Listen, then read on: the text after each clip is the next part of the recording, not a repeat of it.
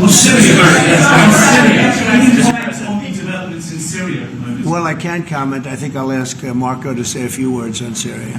Yeah, it's complicated, obviously. These are historic, long-time rivalries between different groups in the west of Syria, Bedouins, the Druze community, and it led to an unfortunate situation and a misunderstanding, it looks like, between the Israeli side and the Syrian side. So we've been engaged with them all morning long and all night long with both sides, and we think we're on our way towards a real de-escalation and then hopefully get back on track in helping Syria build a country and arriving at a situation there in the Middle East is far more stable. So in the next few hours, we hope to see some real progress to end what you've been seeing over the last couple hours. Mr. President Jerome Powell, do you have plans, or you're back considering firing Jerome Powell? What's your justification if you're thinking about this? Well, he's too late. He's always been too late. Hence his nickname, Too Late. He should have cut interest rates a long time ago. Europe has cut them 10 times in the short period of time, and we cut them none. The only time he cut them was just before the election to try and help Kamala or Biden, whoever the hell it was, because nobody really knew. Obviously, that didn't work, but he tried to cut them for the Democrats, Kamala. And how did that work out? You'll tell me. It didn't work out too well, did it? But I think he does a terrible job. He's costing us a lot of money, and we fight through it. It's almost, the country's become so successful that it doesn't have a big impact, but it does hurt people wanting to get a mortgage. People want to buy a house.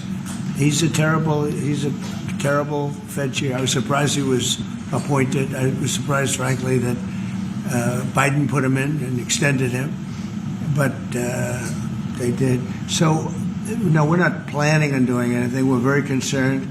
He's doing a little renovation for $2.5 billion of the Fed, building a renovation, and they have a close to $900 million cost overrun, and it's a shame. But the biggest cost overrun is the cost overrun for interest rates, because we should be paying 3 points lower, and we would save $1 trillion a year in interest if that were the case. And all it is the stroke of a pen. And that goes for his board, too, because his board is not doing the job, because they should try and rein this guy in. So he's doing a lousy job, but no, I'm not talking about that. Fortunately, we get to make a change in the next, 8 months or so. And we'll pick somebody that's good, and we'll pick somebody. I just want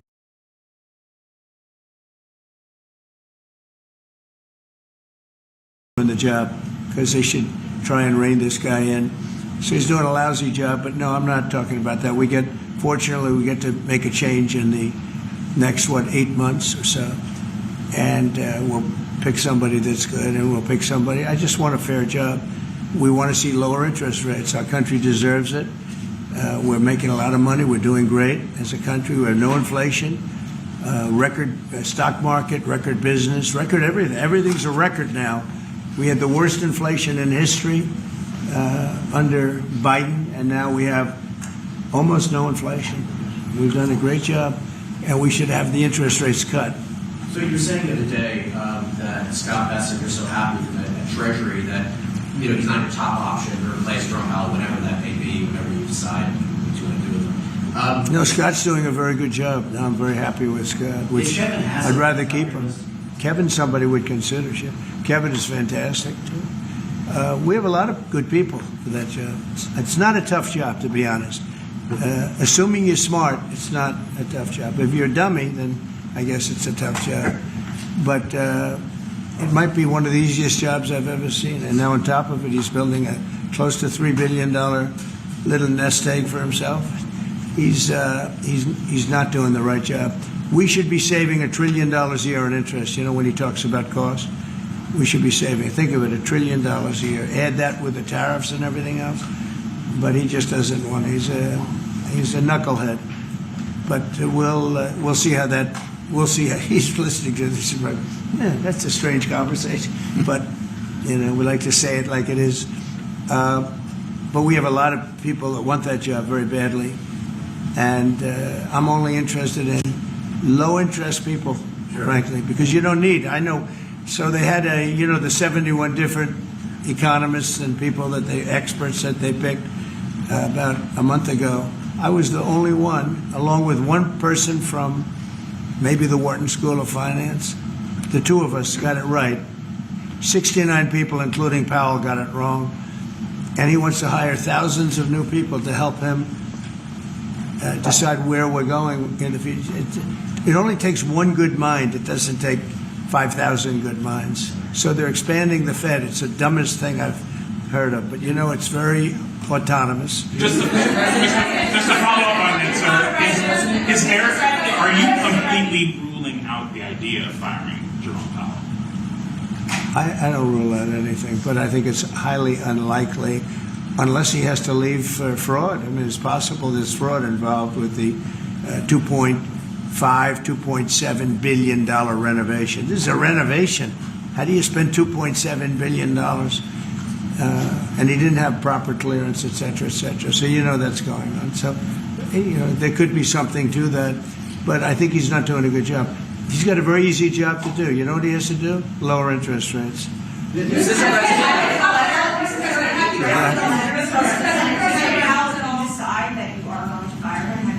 No, I haven't drafted a letter. So you didn't show a letter to Republican lawmakers last night? No, I talked about the concept of fire him. I said, what do you think? Almost every one of them said I should. But I'm more conservative than they are. Mr. President? No, we did. We talked about it. In fact, we had 11 of the 12 people here yesterday for a very big bill having to do with crypto, et cetera, and other things. And all of the votes are going with us, every single vote. But during the conversation, when we were talking about it, I asked, what would you do about that? They all said would fire him. Mr. President? Yeah, please. Thank you for taking my question, sir. You were in Pennsylvania yesterday. You Yes. unveiled $92 billion worth of investments. One of those jumped out to $15 billion in Homer City to build the largest natural gas power plant ever. I was at the rally where you told Homer City residents that you would not forget them when the biggest coal plant in Pennsylvania That's right. closed down. Delivered for them yesterday. What message do you have for those Well, I'm residents? happy. Homer City, I was there, and I said, I'm going to produce something, I don't know what, because they had shut down this massive coal plant, one of the biggest in the country. And it was just purchased by the gentleman that you met yesterday, a very substantial man. I don't know if he's maybe not as substantial as you, I'm not sure. But he's pretty substantial. You know who I'm talking about. And they're going to spend billions of dollars on rebuilding it, and it's going to be the largest plant of its kind in the world, I believe, actually in the world, and it's going to be great. So we really fulfilled that promise to Homer City, but it's to Pennsylvania basically. I won Pennsylvania, and very conclusively won Pennsylvania. So I owe them a big debt of gratitude. But thank you for bringing that up. We raised 92. It's actually going over 100. So it'll be over $100 billion to be invested in Pennsylvania. It was Pennsylvania Energy Project. And we had, everybody was there. Larry Fink was there. I mean, everybody was there and done a great job. The senator did a great job. And we were very proud. That was a great meeting yesterday. Thank you very much. Mr. President, actually for each of you, so for the Crown Prince, are you planning on taking any of the Patriot missiles that you're going to receive from the United States and divert those to help Ukraine? We have no current plans as we have an operational requirement inside Bahrain to keep them there for the present time. At least. He's got plenty of them, too. And Mr. President, on the fentanyl And bill, they are. They're wonderful. They're wonderful pieces of kit. They work very well. American technology is the best. Yep. and on the fentanyl bill that you're And that's signing. maybe the most important part of this. He has his choice of everything, and we make the best military equipment by far in the Bar world. none. There's nothing close, right? Bar none. Yeah. Thank you. And on the fentanyl bill that you're signing today, do you hope that that's going to restart law enforcement cooperation with China on getting the fentanyl? Yeah, I think China's been helping out. I mean, it's been a terrible situation for many years with fentanyl, but since I came here, we're talking to them, and they're making big steps. They're also, as you know, being penalized. You know that, right? They're being penalized with tariffs because of the fentanyl, but they want to do something. We'll see what happens. Mr. President? Mr. President, please. Thank you, Mr. President. An American from Tampa was beaten to death, was killed by Israeli settlers in the West Bank. His family has been calling on you to help prosecute his killers. Are you going to do that, an American from Tampa? Yeah, your first sentence is really. Go ahead. An American citizen from Tampa, Florida, has been killed in the West Bank. His family has been asking you to prosecute him. Are you going to help? You know about Yeah, this. well, so first of all, have you seen yesterday, Ambassador Huckabee has asked the Israelis to conduct an investigation. We want to get all the information about who was involved. We protect all American citizens anywhere in the world, especially if they're unjustly murdered or killed.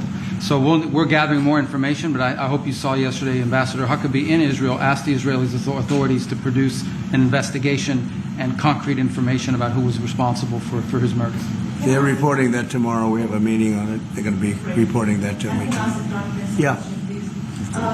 Do you think that the Gulf area now is more secure?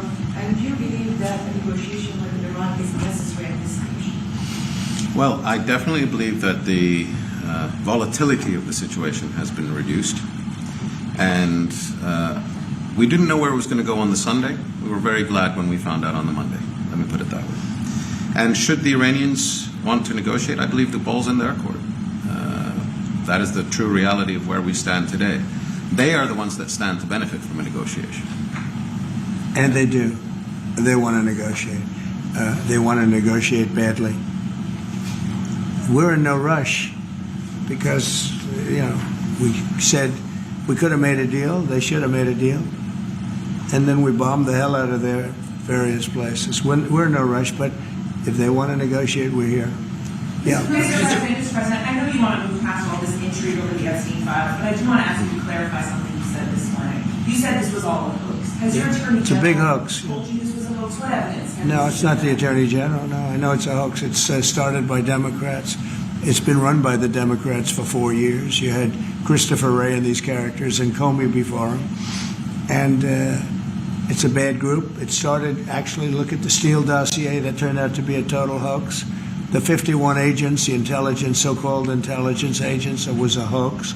It's all been a big hoax. It's perpetrated by the Democrats. And some stupid Republicans and foolish Republicans fall into the net.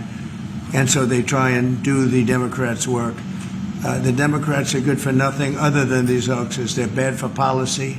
They're bad for picking candidates that can get elected. Like in New York, we have a communist running. He may get elected too, actually, but he'll destroy the city. It's I call it the Epstein hoax. It takes a lot of time and effort. Instead of talking about the great achievements, we've had a great gentleman yesterday, as you know, went on CNBC and he made the statement that Trump may go down as the greatest president of all in the United States. And instead of talking about the things we've achieved, we've had tremendous achievement.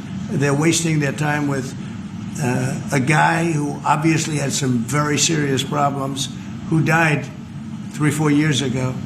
I'd rather talk about the success we have with the economy, the best we've ever had, and all of the things we've done, including the Middle East. I mean, you see it. Instead, they want to talk about the Epstein hoax. And the sad part is it's people that are really doing the Democrats' work. They're stupid people. Yeah, go ahead. Mr. President, Go ahead. Mr. President, there's lots of reports coming into this meeting that you planned on firing Fed Chair Jerome Powell. Is that right? Those are reports, but they're not true. So what would be useful to know, are you committed to picking someone from the outside, or are you going to interview? I have so many people that want that job. I have people that I've known a long time. They're calling me, begging for the job. You know what you need there? A smart person with common sense, but you need a very smart person for that job. I think it's one of the easiest jobs in government. You show up once a month and you make a statement about where the economy's going, and we're going to raise or lower interest rates. It's probably the easiest job I've ever seen. That's why I'm trying to figure, why does he want to expand and add more people?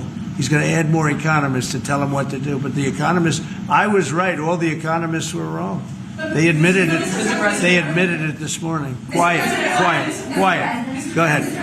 Jerome Powell, you mentioned fraud in an earlier answer. Are you saying you want to investigate the Fed chair for fraud related to this renovation? Well, I think he's already under investigation. He spent far more money than he was supposed to on rebuilding. I didn't see him as being the kind of guy that would want to have parks, rooftop parks and everything else on top of buildings, but who wants to spend that money for the Fed? The Fed is supposed to sit there and say where interest rates are going and a couple of other very easy things to do. And he spent $2.5 billion. I think he's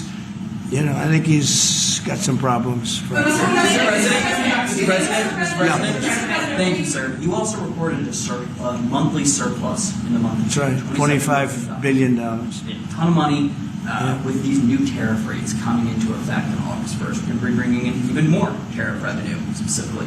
How much revenue do you think we can consistently bring in from these tariffs? And how big of a game changer is this, not only for the economy, but also for fiscal responsibility? Well, we're going to be bringing in, already we've brought in over $100 billion. We'll be bringing in hundreds of billions of dollars. And the tariffs really haven't kicked in that much other than automobiles and steel. August 1st is a big day. August 1st is when very substantial money comes into our country. We've made deals with a lot of great places, but we had one yesterday, that was announced. We have another one coming up, maybe with India. I don't know. We're in negotiation. When I send out a letter, that's a deal. In other words, that's a deal. They don't want to ever say that. Oh, how many deals have you made? The best deal we can make is to send out a letter. And the letter says that you'll pay 30%, 35%, 25%, 20%, in one case 50%, Brazil. And because what they're doing to their former president is disgraceful. I know the former president. He fought like hell for the people of Brazil, that I can tell you. And I believe he's an honest man. I think what they're doing to him is terrible. So, we have some pretty good deals to announce, but every time we send out a letter, that's the deal. The big one really is going to be on the 150 countries that we're really not negotiating with, and they're smaller. We don't do much business with them. Because you have a lot of countries. You have over 200 countries. A lot of people don't know this, but we'll have well over 150 countries that we're just going to send a notice of payment out, and the notice of payment is going to say what the tariff, and it's all going to be the same for everyone, for that group. They don't, they're not big countries, and they don't do that much business. It's not like the ones that we've agreed with, like China, like Japan, where we're negotiating with them, but I think probably we'll live by the letter with Japan. We're very close to a deal with India where they open it up. Indonesia yesterday was, it wasn't an open country, now it is. And they have tremendous copper, quality copper, and probably the most copper. And we made a deal with Indonesia. We pay no tariff, zero, and we have total access to trade. That's a phenomenal deal for our companies. And we've agreed with them, as you know, on 19%. They pay 19%. And it's a good deal for them, and it's a good deal for us, so in that case. But we have a number of them coming up. But overall, we're doing well, and we're taking in a lot of money, We have the number one, we have the most oil of any country in the world, even more than them, which is hard to believe. But we have a little larger piece of land, right? We do, sir. But we're number one in the world in oil, and we're drilling, and today it hit $64 a barrel, which is great, and that'll help stop wars, actually. If you want to know the truth, it's going to help stop wars, and we hope to get it down a little bit more. But we have oil down to $2, $2.25, $2.50 in numerous states. We hit one at $1.98 a gallon, and that's a great thing. That's one of the reasons that inflation's in check. When you can do that, you stop the inflation. What Biden did is he ended our policies, went to his policies. He didn't have a policy. Some lunatic around the desk had a policy. Whoever operated the auto pen had a policy, which is, by the way, I think the biggest scandal. That's the scandal they should be talking about, not Jeffrey Epstein. The scandal you should be talking about is the auto pen, because I think it's the biggest scandal, one of them in American history. So the economy is doing really well, and people are saying it. Yeah. Please. Go ahead. Will you ask Attorney General Hamad Bondi to release more documents to finally put this controversy to rest? Yeah, whatever's credible, she can release. If a document is credible, if a document's there that is credible, she can release. I think it's good. But it's just it's just a subject. He's dead. He's gone, and all it is the Republicans. Certain Republicans got duped by the Democrats, and they're following a Democrat playbook, and no different than Russia, and all the other hoaxes. They're started by the Democrats, and some Republicans. In this case, I was surprised, but they got duped. But have you talked about it? Go ahead. President, first of all, your high-ranking officials, whether it's been your FBI director or Hamad, they have made some inconsistent statements in the past. Well, I don't know. I can't speak about him, but I can say that Pam Bondi, I really think that she's done very good. She says, I gave you all the credible information. And if she finds any more credible information, she'll give that too. What more can she do than that? I mean, honestly, what more can she do? And we do have bigger problems. You know, we have problems with millions of illegal people that came in here, and they're killers and murderers. We have 11,888 murderers that were allowed into our country by Biden, sleepy Joe Biden, stupid Joe Biden. He allowed them into our country. And you know what? We got to do something about it. She's got a lot of things she's working on. And, you know, it's very sad that somebody can be waylaid, that just get waylaid. But I think she's doing a great job, personally. Go ahead. In your presentation this morning, you mentioned past supporters when you were talking about the airstime issue. Does that mean that you're effectively disowning any supporters? No, but I lost a lot of faith in certain people. Yeah, I lost because they got duped by the Democrats. The Democrats are good for nothing. They've done a terrible job. They almost destroyed our country. If I didn't get elected, all these numbers you're hearing about, they found $25 billion and another 25 is coming in, and hundreds of billions of dollars is pouring into our country. And we just got the biggest tax cut in history. We just got the biggest regulation cuts in history. There'll be no tax on tips. There'll be no tax on Social Security. There'll be no tax on overtime.